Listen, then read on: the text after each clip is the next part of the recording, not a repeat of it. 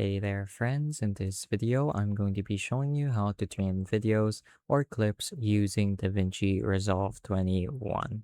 So when you open the program and create a new project, this is most likely the screen that you're going to see. This is the cut view, so it's called, and it's mainly where you want to make your cuts and clip arrangements. So I'm just going to drag in some stock footage right here. Just going to drag and drop it into the media pool. Very, very easy to do. Then I'm just going to place a video into my timeline as so. So now that that's there, you can start trimming your clip down. If you'd like to trim the start or the ends of your clips, you can do so very easily by just mousing over the edge here and then dragging it to the right or to the left. So as you can see, that's done and it created an empty space. You can go ahead and click on that and press delete to move everything to the start. So I'm going to do the same for the end of this clip. Just going to drag the end to the left. That way it cuts the end a little bit. And as you can see, our video has gotten shorter.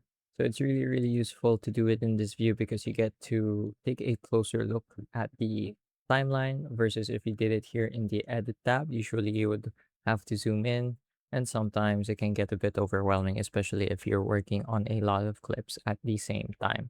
But this is the view that most people will be familiar with, so I'll also demonstrate it here.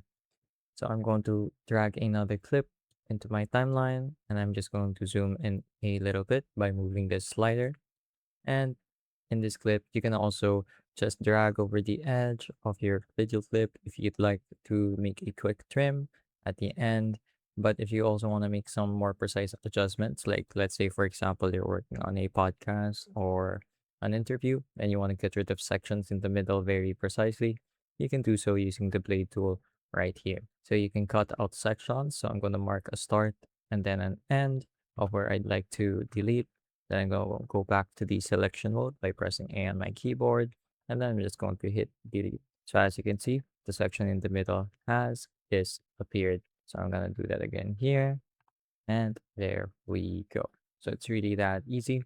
Takes a little bit to get used to it, especially if you're coming from another program like, let's say, CapCut.